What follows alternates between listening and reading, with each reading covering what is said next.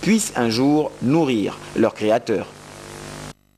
Dans le domaine de la santé, un autre atelier, cette fois de formation, et qui a permis au ministère de la Santé, en partenariat avec le Fonds des Nations Unies pour la population, de lancer une campagne de lutte contre les fistules obstétricales chez les femmes et les femmes en grossesse et les jeunes filles mères. Les précisions dans ce reportage d'Armel Baroulé et Marlise Mengué.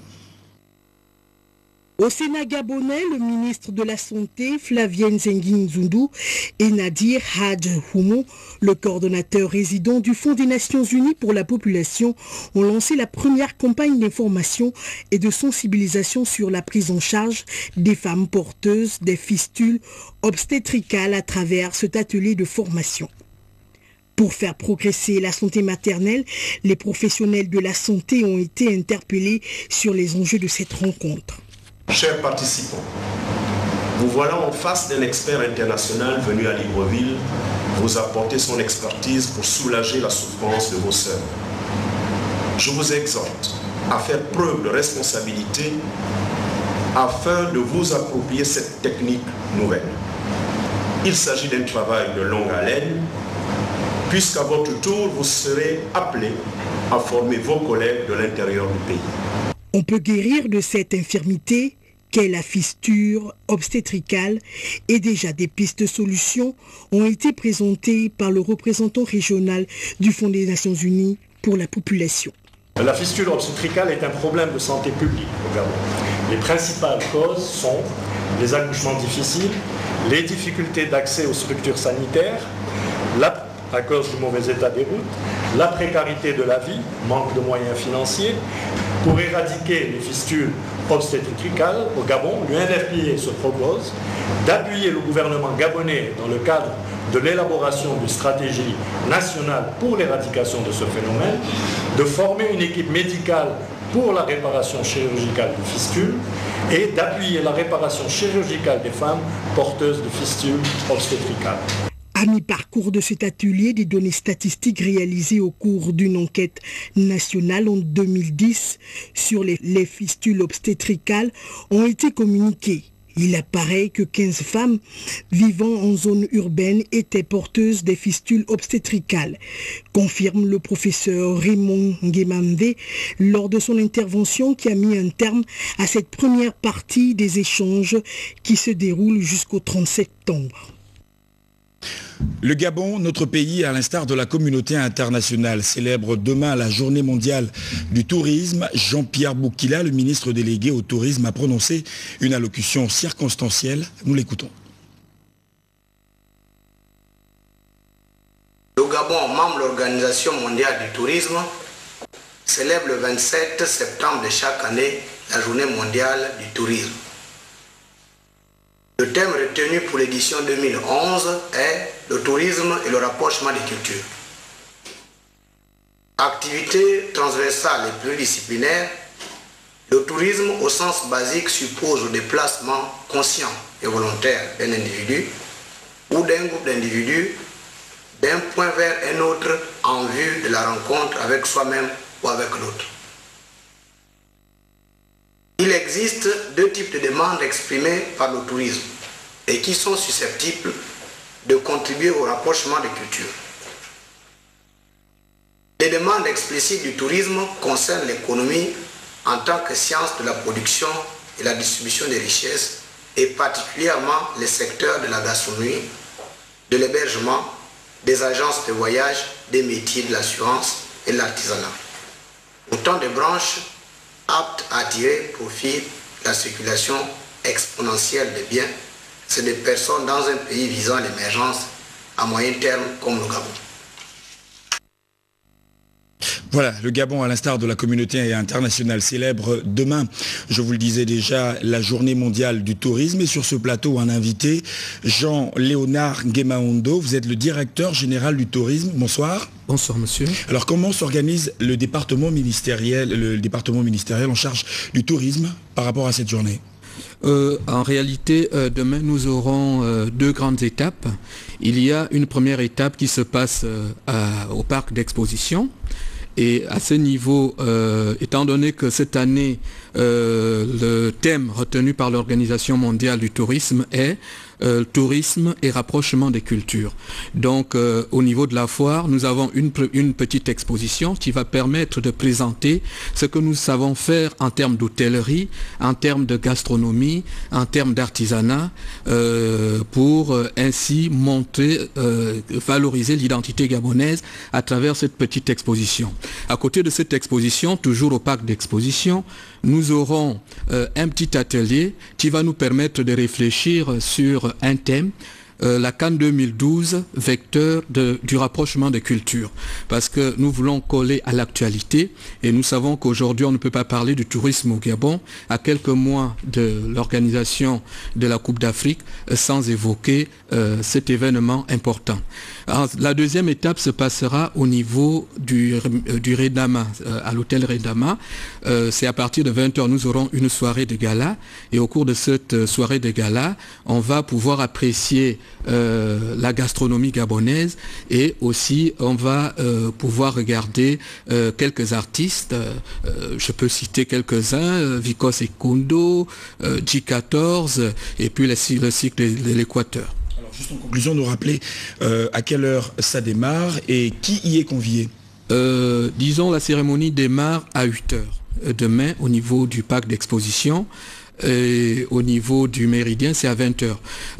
Nous avons décidé cette année de mettre les opérateurs économiques du secteur tourisme au cœur de l'organisation de la Journée mondiale du tourisme. Donc tous les opérateurs économiques du secteur hôtelier sont organisés. Nous travaillons évidemment depuis la préparation avec les différents syndicats du secteur. Nous avons également invité les chercheurs de l'Université Omar Bongo et de l'IRCH qui vont également nous parler de leur recherche sur le tourisme et le rapprochement des cultures, étant donné que nous avons constaté au niveau des revues scientifiques de l'université que beaucoup d'articles de très haut niveau sont consacrés à l'interculturalité et son lien avec le tourisme. Jean-Léonard Ngemaondo, merci. Je vous remercie également. Cette information au pas de course, et nous l'apprenons même à l'instant, le haut représentant du président de la commission de l'Union africaine chargé de l'opérationnalisation de la force africaine en attente se trouve actuellement à Libreville. Le général Sekouba Konaté a rencontré ce matin les responsables de la CEAC, dont nous y reviendrons au cours de nos prochaines éditions d'information. Juste vous rappeler qu'il s'agit du général Sekouba Konaté, qui est celui qui avait géré la transition en Guinée et Conakry. Coopération militaire, nous y restons entre le Gabon et l'Afrique du Sud et qui se porte bien. Le chef d'état-major de la marine sud-africaine en séjour dans notre pays a eu des échanges ce matin avec quelques autorités du Gabon. Les précisions dans ce reportage de Marie-Jo Moussavou. En séjour officiel dans notre pays depuis le week-end écoulé, l'amiral Moudimou, chef d'état-major de la marine sud-africaine, a visité quelques états-majors de nos forces de défense et de sécurité. À l'état-major de la marine nationale, le rituel militaire a été respecté. Passage des troupes en revue, puis réunion avec son homologue gabonais, l'amiral Hervé Nambo. Au cours de cette séance de travail, le chef d'état-major de la marine sud-africaine a eu droit à une projection sur le fonctionnement de l'armée gabonaise. Un échange de cadeaux a eu lieu au terme de son passage à l'état-major de la marine nationale. Autre étape de la visite de l'amiral Moudimou, l'état-major général des forces armées, où l'attendait le général de corps d'armée Jean-Claude Elaïkoga. Les deux hommes ont échangé sur les problèmes qui minent nos États au plan sécuritaire pour nos côtes et le trafic d'armes, entre autres. Comme à la précédente étape, un échange de cadeaux a mis un terme à cette visite. Il faut souligner que l'amiral de la marine sud-africaine s'est ensuite rendu au ministère de la Défense nationale pour y être reçu par les hautes autorités de ces départements ministériels. Éducation à présent, les écoles primaires de la commune de Mouila dans la province de Langounié, c'est au sud du Gabon, rénovées par de nouveaux table-bancs. L'œuvre est du professeur Léon Zouba, le ministre de l'équipement, qui a par ailleurs offert des matériaux de construction aux personnes économiquement faibles. Les détails dans ce reportage de Léa Bifane et Richard Mobiwa. C'est parce que l'école constitue le moule des jeunes de demain que le professeur Léon Zouba apporte sa contribution aux élèves de l'ensemble des écoles primaires de la commune de Mouila. 1000 tables-bancs offerts en cette rentrée scolaire, le geste est ponctué de louanges. Merci, monsieur le ministre, pour tout ce que vous avez déjà fait par le passé, que vous faites aujourd'hui et que vous ferez certainement encore demain pour notre jeunesse. Hier, les barrières dans les écoles pour sécuriser les aides fragiles que nous sommes. Aujourd'hui, des tables, des bancs pour faciliter notre instruction. C'est la preuve pour nous que vous faites de votre engagement à garantir à la jeunesse morvilloise un avenir en toute confiance. Ces tables-bancs contribueront certainement à la formation des futurs cadres de la République et à la modernisation de ces établissements scolaires. L'école de Mouila bénéficiait des tables-bancs sans distinction d'école, publique comme privée, et toutes les écoles seront traitées de la même manière. Modernisées pour que l'enfant de Mouila, demain comme aujourd'hui, puisse nous relever. Que l'enfant de Mouila représente Langounié, Mouila et le Gabon. C'est le but de cet table-banc que le chef de l'État nous instruit de vous donner. À ce énième geste de partage et de solidarité du professeur Léon Zouba vient s'ajouter cette remise de matériaux de construction aux personnes en difficulté sociale. Votre geste de ce jour est le signe, s'il en était besoin, qu'avec vous, nous vivons une nouvelle ère à Mouila, celle de la fraternité salvatrice qui peut exister entre un homme aux grandes responsabilités politiques et ses frères et sœurs en difficulté sociale.